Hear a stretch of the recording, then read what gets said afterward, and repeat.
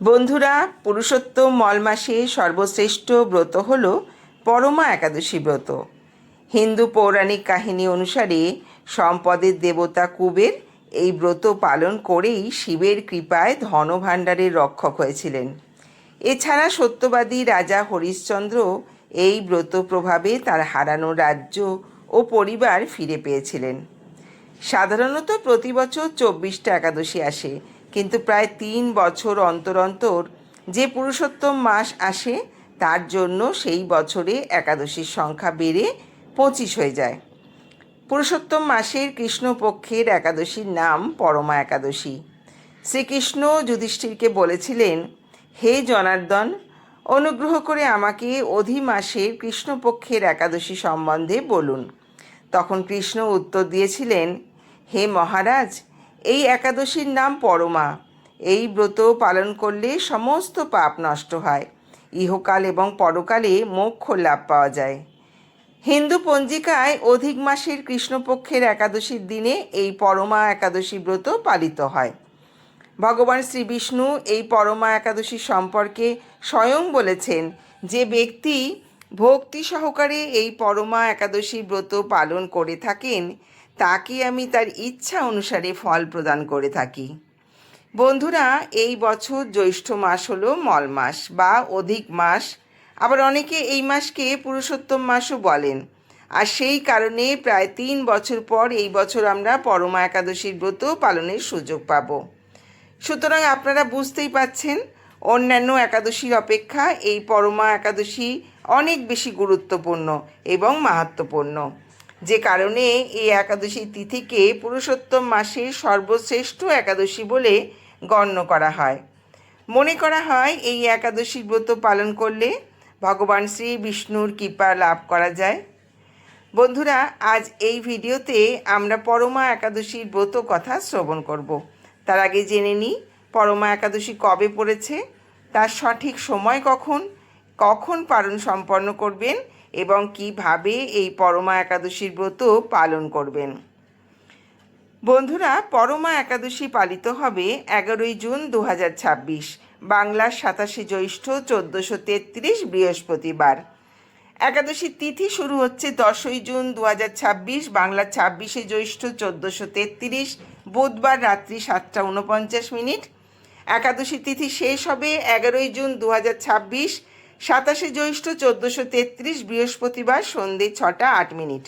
বন্ধুরা, যারা এই পরমা একাদশীর ব্রত পালন করছেন তারা নিশ্চয়ই জানেন ব্রত পালনের সঙ্গে ব্রত কথা শ্রবণ করা অত্যন্ত গুরুত্বপূর্ণ। আবার যারা কোনো কারণবশত ব্রত পালন করতে পারছেন না, তারাও যদি এই ব্রত কথা অন্তত একবারের জন্য শ্রবণ করেন তবে ব্রতের পূর্ণ ফল অনেকাংশে লাভ করতে পারবেন। তাহলে দেরি না করে শুরু করছি পরমা একাদশীর ব্রত কথা। মহারাজ যুধিষ্ঠির বললেন, হে কৃষ্ণ, পুরুষোত্তম মাসের কৃষ্ণপক্ষের একাদশীর নাম কি এবং এর বিধি বা কী? দয়া করে আমাকে বলুন। শ্রীকৃষ্ণ বললেন, হে যুধিষ্ঠির, সুখভোগ, মুক্তি, আনন্দ প্রদানকারী, পবিত্র এবং পাপ বিনাশিনী এই একাদশীর নাম পরমা। বর্ণিত একাদশীর বিধি অনুসারে এই ব্রত পালন করা কর্তব্য। এখন এই ব্রত বিষয়ে এক মনোহর কাহিনী তোমাদের বলবো। কাম্পিল্যনগরে মুনি ঋষিদের কাছে আমি তা শুনেছিলাম। কাম্পিল্যনগরে সুমেধা নামে এক ব্রাহ্মণ বাস করতেন। তার স্ত্রীর নাম ছিল পবিত্রা। তিনি অত্যন্ত প্রতিব্রতা ছিলেন, কিন্তু পূর্ব কর্মফলে এই ব্রাহ্মণ ধনহীন হয়ে পড়েছিলেন। ভিক্ষা চেয়েও তার কিছুই জুটত না, কিন্তু তার স্ত্রী নিজ পতি সেবা নিষ্ঠা সহকারে করতেন। গৃহে অতিথি সেবার জন্য প্রয়োজনে অনাহারে থাকতেন।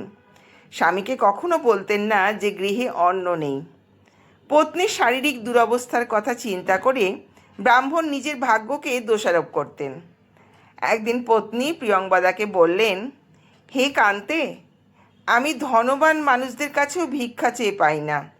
বলো এখন আমি কি করব? ধন সংগ্রহের জন্য আমি অন্য কোথাও যেতে চাই, তুমি আমাকে অনুমতি দাও। ব্রাহ্মণ পত্নী তখন তাকে বললেন, হে বিদ্বান, এই জগতে মানুষ তার পূর্বসঞ্চিত ফল ভোগ করে। পূর্বজন্মের কোনো ফল না থাকলে স্বর্ণ পর্বতে গেলেও কিছু পাওয়া যাবে না। হে স্বামী, পূর্বজন্মে আমি অথবা আপনি কেউই ধনসম্পদ ইত্যাদি কোনো কিছুই সৎ পাত্রে দান করিনি, তাই আমাদের ভাগ্যে যা আছে তাই এখানে থেকেই লাভ হবে। আপনাকে ছাড়া আমি এক মুহূর্তও থাকতে পারবো না, কেননা পতিহীনাকে দুর্ভাগা বলে, সবাই তখন নিন্দা করবে। অতএব এখানে যা ধন লাভ হয় তা দিয়েই দিনযাপন করুন। ওই বিচক্ষণ ব্রাহ্মণ পত্নীর কথা শুনে ওই নগরেই রইলেন। একদিন মুনিশ্রেষ্ঠ কৌডিন্য সেখানে এলেন। তাকে দেখে সুমেধা খুব খুশি হলেন। ব্রাহ্মণ স্বস্তিক মুনিকে প্রণাম জানালেন, সুন্দর আসন দিয়ে তার পূজা করলেন। ওই দম্পতি আনন্দ সহকারে মুনিকে ভোজন করালেন। এরপর ব্রাহ্মণ পত্নী জিজ্ঞাসা করলেন, হে মুনিবর, কিভাবে দারিদ্রতা নাশ হয়? বিনা দানে কিভাবে ধন, বিদ্যা, স্ত্রী লাভ হয়? আমার স্বামী আমাকে এখানে রেখে ভিক্ষার জন্য দূর দেশে যেতে চান, কিন্তু আমি তাকে যেতে নিষেধ করছি। এখন আমাদের ভাগ্যবশে এখানে আপনার শুভাগমন হয়েছে। আপনার কৃপায় আমাদের দারিদ্রতা অবশ্যই নাশ হবে। দারিদ্রতা বিনষ্ট হয় এমন কোনো ব্রত বা তপস্যার কথা আপনি কৃপা করে আমাদের বলুন। এই কথা শুনে মুনিবর বললেন, হে সাধ্বী, পুরুষোত্তম মাসের কৃষ্ণপক্ষে পরমা নামে সর্বশ্রেষ্ঠা এক একাদশী আছে। এই তিথি ভগবানের অতীব প্রিয়তমা। এই ব্রত পালনে মানুষ অন্ন, ধনসম্পদ আদি সবই লাভ করে থাকে। এই সুন্দর ব্রত ধনপতি কুবের প্রথম করেছিলেন। রাজা হরিশ্চন্দ্র এই ব্রত পালনে স্ত্রী, পুত্র ও রাজ্য ফিরে পেয়েছিলেন। তোমরাও এই ব্রত পালন করো। হে পাণ্ডব, কৌডিন্য মুনির উপদেশে পতি পত্নী উভয়ই একসঙ্গে বিধিমতো পুরুষোত্তম মাসের পরমা একাদশী ব্রত পালন করলেন। ব্রত সমাপনের পর রাজভবন থেকে এক রাজকুমার তাদের কাছে এলেন। ব্রহ্মার প্রেরণায় তিনি বহু ধনসম্পদ, নতুন গৃহ ও গাভী এই দম্পতিকে দান করলেন। এই দানের ফলে মৃত্যুর পর সেই রাজা বিষ্ণুলোক প্রাপ্ত হয়েছিলেন। এইভাবে পরমা ব্রতের প্রভাবে ব্রাহ্মণ দম্পতির সকল দুঃখের অবসান হলো। যে মানুষ এই একাদশী ব্রত পালন না করেন তিনি ৮৪ লক্ষ যোনিতে ভ্রমণ করেও কখনো সুখী হন না। বহু পুণ্য কর্মের ফলে দুর্লভ মানবজন্ম লাভ হয়, তাই মানব জীবনে এই একাদশী ব্রত পালন করা অবশ্যই কর্তব্য। এই মাহাত্ম্য শুনে মহারাজ যুধিষ্ঠির তার আত্মীয়বর্গের সঙ্গে এই ব্রত পালন করেছিলেন।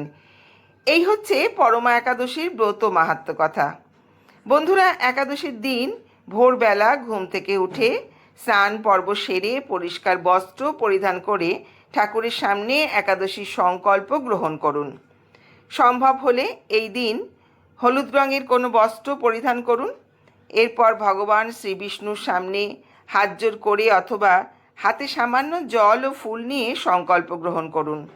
মনে মনে উচ্চারণ করুন, হে শ্রীহরি, আমি আজ সমস্ত পাপ থেকে মুক্ত হতে এবং আপনার কৃপা লাভের আশায় এই পরমা একাদশীর ব্রত পালন করছি।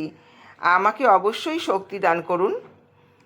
শাস্ত্রে বলা হয়েছে দশমীর দিন রাত্রিকালীন যে আহার সেটি নিরামিষ হওয়া বাঞ্ছনীয় এবং একাদশীতে নিরাহার থাকতে হবে। যদি নির্জলা উপবাস রাখতে পারেন সেটা সর্বোত্তম, আর যদি তা করতে অসমর্থ হন তাতে কোনো সমস্যা নেই। সেক্ষেত্রে পঞ্চ রবিশস্য বাদ দিয়ে ফলমূল, সবজি এবং অনুকল্প প্রসাদ গ্রহণ করতে পারেন। পঞ্চ রবিশস্য অর্থাৎ চাল বা গম জাতীয় কোনো খাবার, ডাল এবং সরিষার তেল একাদশীর দিন বর্জন করতে হবে। এই দিনে ভক্তরা ভগবান বিষ্ণুর দিব্য আশীর্বাদ লাভের জন্য তার পুজো করেন। পঞ্চামৃত অভিষেক করা হয় এবং ফুল, তুলসী পাতা, ধূপ দিয়ে ভগবান বিষ্ণুর বিগ্রহের পুজো করা হয়। একাদশীতে শরীর থেকে যাতে রক্তপাত না হয় সেই দিকটা দেখা প্রয়োজন, তাই সবজি এবং তরিতরকারি কাটার সময় সতর্ক থাকবেন। যারা উপবাস রাখবেন তারা পরের দিন পারণ নিষ্ঠার সঙ্গে পালন করবেন।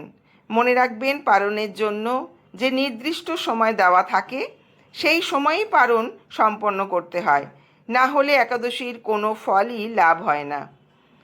পরমা একাদশীর পারণ সম্পন্ন হবে 12ই জুন 2026, 28শে জ্যৈষ্ঠ 1433 শুক্রবার সকাল 4:56 থেকে 9:23 মধ্যে। পারণের সময় পঞ্চ রবিশস্য দিয়ে ভোগ নিবেদন করার পর পারণ মন্ত্র উচ্চারণ করে সেই ভোগ গ্রহণ করে উপবাস ভঙ্গ করুন। বন্ধুরা, এই একাদশী ব্রত যারা পালন করেন তাদের দারিদ্রতা দূর হয়, অশেষ পুণ্য অর্জিত হয় এবং পূর্বজন্মের পাপ ধ্বংস হয় এবং ইহকালে সুখ সমৃদ্ধি লাভ করে অবশেষে বিষ্ণু লোক বা বৈকুণ্ঠ প্রাপ্তি হয়। এই একাদশীর প্রভাবে অশ্বমেধ যজ্ঞ করার সমান পুণ্য এবং পূর্বজন্মের সমস্ত পাপকর্মের ফল দূরীভূত হয়। পৌরাণিক বিশ্বাস অনুযায়ী কুবের এই ব্রত পালন করেই দেবাদিদেব মহাদেবের কৃপায় অতুল ঐশ্বর্যের অধিকারী হয়েছিলেন।